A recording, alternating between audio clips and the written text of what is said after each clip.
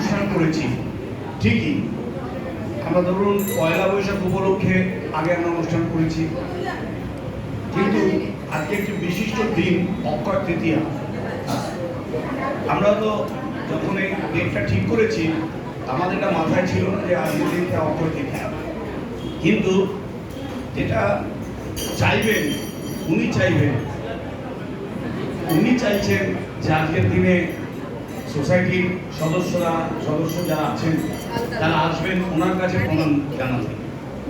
তাই জন্যই আজকে এটা সম্ভব হলো যে আমরা প্রত্যেকে যারা এসছেন, অনেক দূর থেকে অনেকে এসেছেন, আবার কাছ থেকেও এসছেন, আমরা প্রত্যেকে এখানে জড়ো হয়েছি।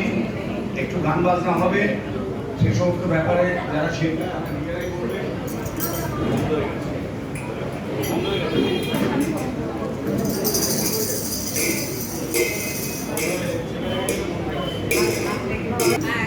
তাই না, ইঙ্গিত দিয়ে দিয়েছে যে আপনি আর কথা বলবেন, সুতরাং আমি আর কথা বলছি না, কারণ আমাদের তো গলার যে অবস্থা বুঝেই যাচ্ছে। সুতরাং আমরা আমাদের অনুষ্ঠানে চলে যাচ্ছি। আজকে নববর্ষের পর আমাদের অনেকের সঙ্গেই আজকে প্রথম দেখা, তার মধ্যে আমরা এবারে কিন্তু